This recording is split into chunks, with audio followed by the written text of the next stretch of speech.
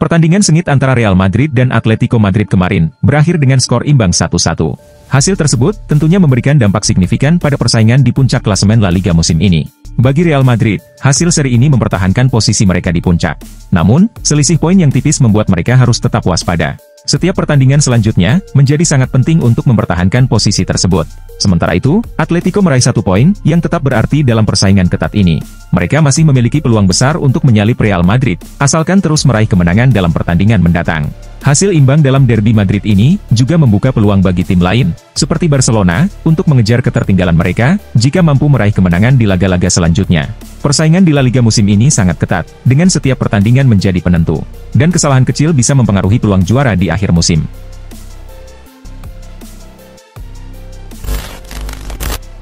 Al Ahly telah mengumumkan daftar skuad terbaru setelah berakhirnya bursa transfer Januari, dan nama Firmino tidak tercantum di dalamnya. Pada hari terakhir bursa transfer, klub mendatangkan Galeno dengan biaya 50 juta euro dari Porto, yang membuat Firmino terpaksa dikeluarkan untuk memberi ruang bagi pemain baru tersebut. Klub-klub Saudi diizinkan memiliki hingga 10 pemain asing, dengan 2 di antaranya harus berusia di bawah 21 tahun.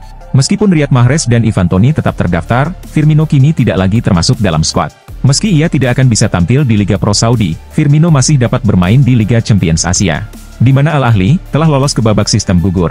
Firmino sendiri memiliki kontrak yang berlaku hingga 2026. Namun, masih belum jelas apakah ia akan mencari kesempatan untuk keluar setelah tidak bisa bermain di Liga hingga akhir musim.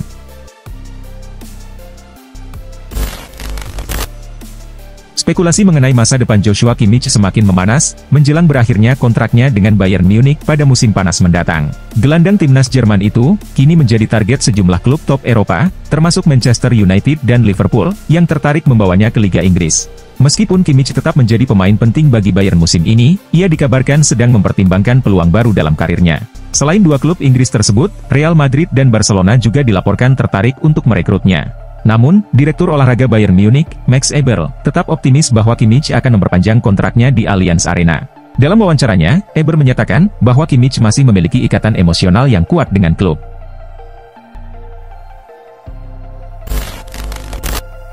Chelsea kembali mengecewakan setelah kalah dari Brighton di babak keempat Piala FA, yang semakin memperburuk keraguan terhadap perjalanan musim mereka. Di bawah asuhan Maresca, The Blues sering memulai pertandingan dengan baik. Namun mereka sering kebobolan gol, yang membuat kehilangan kendali atas jalannya pertandingan. Meskipun demikian, Maresca membantah bahwa ini adalah masalah utama timnya. Setiap pertandingan berbeda, dan kami menunjukkan reaksi setelah kebobolan gol kedua, ujarnya. Maresca juga memberikan pernyataan kontroversial mengenai tersingkirnya Chelsea dari Piala FA. Kami memulai dengan sangat baik, dan menciptakan beberapa peluang. Babak kedua kurang lebih sama. Jika ada hal positif dari kekalahan ini, kami bisa fokus pada Premier League dan Conference League, ungkapnya. Pernyataan tersebut mendapat respons negatif dari para penggemar Chelsea.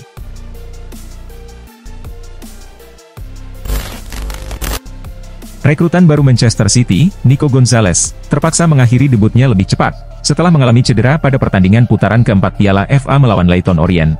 Gelandang yang baru saja direkrut dari Porto itu, tampak mengalami masalah pada tulang rusuknya, setelah terjatuh dalam duel dengan pemain Leyton Orient, Sonny Perkins. Setelah mendapat perawatan medis, Gonzalez terlihat memegang sisi tubuhnya, saat berjalan keluar dari lapangan. Saya rasa, Nico langsung merasakan kerasnya Premier League, ujar Pep Guardiola dikutip dari situs resmi klub.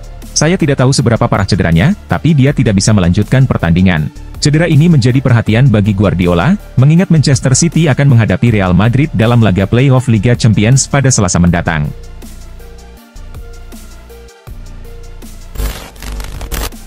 Manchester United baru saja meraih kemenangan atas Leicester City di babak 32 besar Piala FA.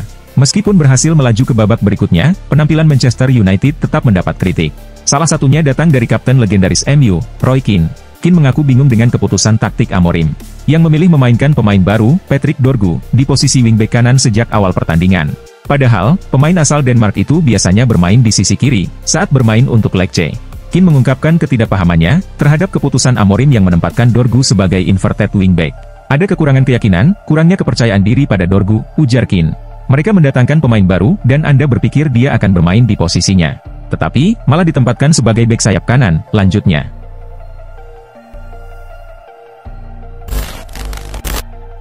Baru-baru ini, Sport melaporkan bahwa Barcelona berencana untuk memperpanjang kontrak Wojciech Szczęsny pada akhir musim ini.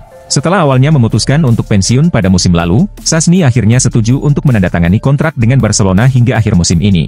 Szczęsny sebelumnya diproyeksikan sebagai pelapis Ter Stegen yang harus menepi karena cedera ACL. Namun, dengan kondisi saat ini, Szczęsny dikabarkan akan menjadi kiper utama Barcelona.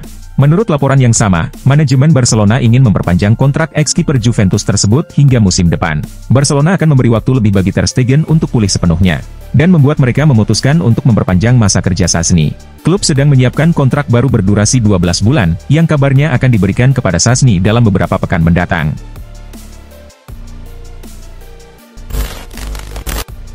Setelah mengalami kekalahan dari Newcastle baru-baru ini, Arsenal berniat untuk membalas dendam dengan merekrut pemain andalan Newcastle, Alexander Isak. Ketertarikan Arsenal terhadap Isak sudah berlangsung lama, dan penampilan luar biasa pemain asal Swedia tersebut musim ini semakin memperkuat alasan The Gunners untuk membawanya. Namun, Arsenal harus bersaing dengan klub-klub lain, termasuk Barcelona dan Manchester United, yang juga tertarik mendatangkan Isak. Sepanjang musim ini, Isak tampil impresif untuk Newcastle dengan mencetak 19 gol dan memberikan 5 assist dalam 27 pertandingan di semua kompetisi. Tim Mikel Arteta terus memantau situasi Isak dengan harapan bisa mencapai kesepakatan di bursa transfer musim panas. Namun, Newcastle menegaskan bahwa mereka hanya akan mempertimbangkan tawaran sebesar 125 juta pound untuk melepasnya.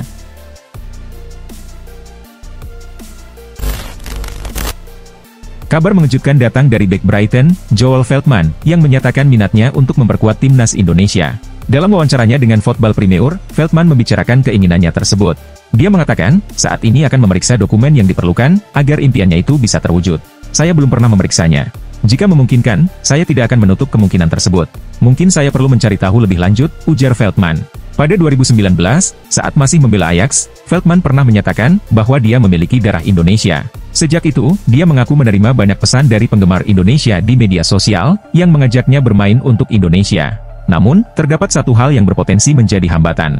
Joel Veltman telah mengoleksi 28 caps bersama timnas Belanda, tetapi ia tidak merasa khawatir dengan hal itu. Ia menyatakan, akan mengikuti prosedur yang ada, yaitu tidak bermain untuk timnas Belanda selama 2 tahun, agar bisa bergabung dengan timnas Indonesia. Hubungan antara Wanda Nara dan Mauro Icardi menjadi sorotan banyak pihak. Sebelumnya, Nara adalah pasangan dari Maxi Lopez, sahabat dekat Icardi yang banyak mendukung karirnya. Namun akhirnya, Icardi dan Nara menjalin hubungan yang terlihat baik-baik saja sebelum mereka berpisah. Di balik keretakan rumah tangga Icardi dan Nara, muncul nama Keita Balde, yang pernah bermain untuk Inter Milan, dan menjadi rekan duet Icardi di lini depan. Beberapa waktu lalu, Icardi menuduh Nara berselingkuh dengan Keita Balde, yang memicu ketegangan dalam hubungan mereka. Isu ini berkembang di media sosial, dan akhirnya dikonfirmasi oleh Keita Balde, yang mengakui telah menjalin hubungan dengan Wanda Nara. Menariknya, dalam sejarah Icardi, dia pernah merebut Nara dari sahabatnya, Maxi Lopez. Dan kini, harus menyaksikan Nara menjalin hubungan dengan rekan satu timnya, Balde.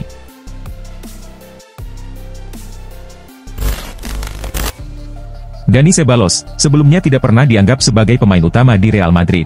Setiap kali bursa transfer dibuka, nama pemain asal Spanyol itu sering disebut akan meninggalkan Bernabeu, demi mendapatkan lebih banyak waktu bermain. Namun, kini Ceballos berhasil menjadi pemain penting di Real Madrid. Menurut data dari Transfermarkt, Ceballos telah bermain dalam 14 pertandingan La Liga hingga pekan ke-23.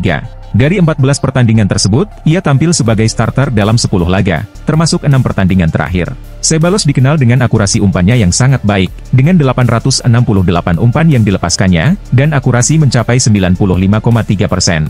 Tidak hanya umpan pendek, akurasi umpan panjangnya juga cukup mengesankan, mencapai 74,4%. Selain itu, Ceballos memberikan kontribusi besar di lini tengah, dengan catatan 70,7% kemenangan dalam duel.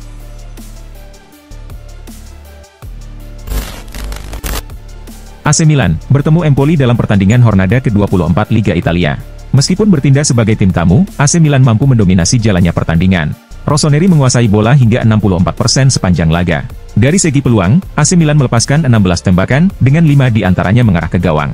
Pada akhirnya, AC Milan meraih kemenangan 2-0 atas Empoli. Meskipun menang, AC Milan sempat kesulitan mencetak gol, terutama setelah Fikayo Tomori diusir keluar lapangan pada menit ke-55. Keberhasilan AC Milan ini tak lepas dari keputusan pelatih Sergio Conceição yang memilih untuk tetap bermain menyerang, meskipun harus bermain dengan 10 pemain. Ternyata, keputusan berisiko tersebut membuahkan hasil maksimal, dengan raihan 3 poin bagi timnya. Hasil imbang di sini, sama saja dengan kekalahan bagi Milan. Jadi, saya harus mengambil risiko. Klub sekelas Milan tak layak dapat hasil imbang, ucap Conceição. Chelsea baru saja tereliminasi dari babak keempat Piala FA, setelah kalah 1-2 dari Brighton pada minggu kemarin. Meskipun The Blues sempat memimpin lewat gol bunuh diri dari tim lawan di menit kelima, mereka akhirnya harus menyerah. Sementara itu, Nicholas Jackson tidak bermain dalam pertandingan itu, karena mengalami masalah pada hamstringnya, saat Chelsea mengalahkan West Ham United sebelumnya. Meski begitu, Maresca tetap optimistis, bahwa sang striker akan segera kembali bergabung dengan tim. Kembalinya Jackson sangat dinantikan, apalagi Chelsea akan bertemu Brighton lagi di Premier League pekan depan. Seperti yang saya katakan beberapa hari lalu, ini bukan cedera serius. Dia hanya butuh beberapa hari untuk istirahat, dan semoga dia bisa bermain di pertandingan selanjutnya, jelas Maresca mengenai kondisi Jackson.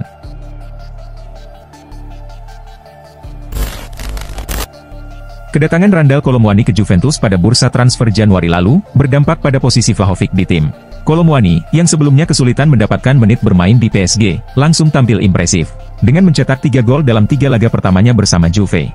Hal ini, membuat Vlahovic semakin terpinggirkan dari starting line-up Juventus. Kondisi ini, membuka kesempatan bagi klub-klub seperti Manchester United dan Arsenal untuk merekrutnya. MU sendiri, kini sangat kekurangan daya serang di lini depan.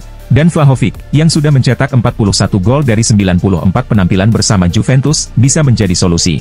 Sementara itu, Arsenal sering menghadapi kesulitan untuk menembus pertahanan lawan yang kokoh, sehingga kedatangan Vlahovic di tim akan memberikan variasi lebih di lini depan, dan menambah keuntungan fisik, yang bisa dimanfaatkan oleh pemain kreatif seperti Martin Odegaard. Pada Jumat lalu, Spurs bertandang ke Anfield dengan keunggulan agregat 1 gol, setelah menang di leg pertama. Namun, leg kedua babak semifinal ini berakhir mengecewakan bagi Tottenham. Mereka tidak mampu memberikan perlawanan berarti, dan akhirnya kalah 4-0 dari Liverpool. Paul Merson mengamati situasi ini, dan menyebut tim asuhan Postecoglou saat ini sangat buruk untuk disaksikan. Semua pemain sekarang bersembunyi di balik pelatih dan Levy, itu yang saya rasakan, kata Merson. Ada banyak pemain berpengalaman di lapangan, banyak yang sudah memiliki banyak caps. Tapi menurut saya, itu tidak cukup baik. Rasanya, kalau Spurs kalah, itu kesalahan Ange dan Levy. Saya pikir itu mengejutkan. Ada cara untuk kalah. Setiap tim pasti pernah kalah, siapapun bisa kalah dalam pertandingan sepak bola, tapi ada caranya. Ini semifinal, seharusnya mereka bisa bertahan lebih baik, tambahnya.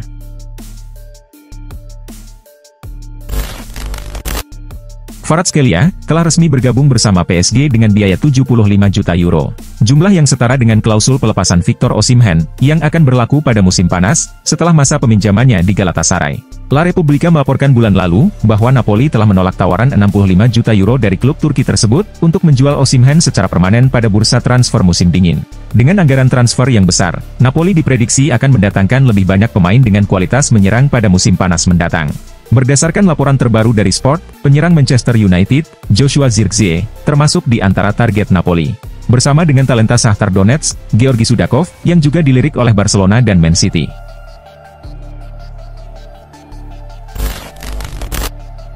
Virgil van Dijk adalah pemain yang sangat krusial bagi Liverpool, dan merupakan pilar utama dalam skuad The Reds. Saat ini, ia juga menjabat sebagai kapten tim.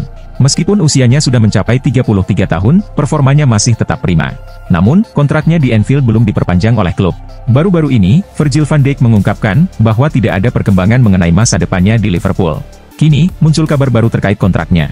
Menurut laporan Fabrizio Romano, agen van Dijk telah bertemu dengan Direktur Olahraga Liverpool, Richard Hughes. Pertemuan tersebut berlangsung saat Liverpool menghadapi Tottenham. Memang benar, bahwa agen Virgil van Dijk duduk di samping Direktur Sepak Bola Liverpool, Richard Hughes, jelas Fabrizio.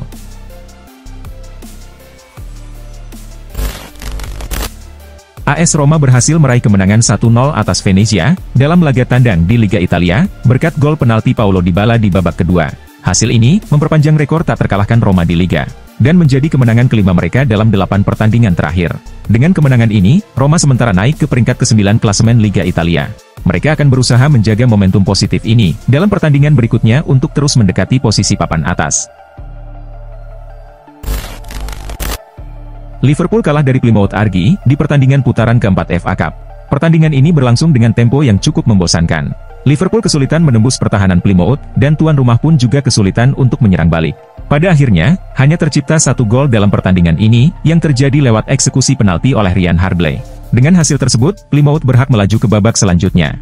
Sementara Liverpool, dipastikan tersingkir dari ajang Piala FA. Barcelona berhasil memetik 3 poin, saat melawan Sevilla dalam pertandingan pekan ke-23 Liga Spanyol. Laga ini berjalan dengan intensitas yang tinggi, dan penuh perlawanan. Pertandingan ini juga diwarnai dengan kartu merah untuk Fermin Lopez. Gol untuk Sevilla dicetak oleh Ruben Vargas. Sementara Barcelona mencetak gol melalui Robert Lewandowski, Fermin Lopez, Raphinha, dan Eric Garcia. Hasil ini membuat Barcelona mengumpulkan 48 poin dari 23 pertandingan, dan kini berada di peringkat 3 klasemen sementara La Liga. Sementara itu, Sevilla tertahan di peringkat 13 dengan raihan 28 poin.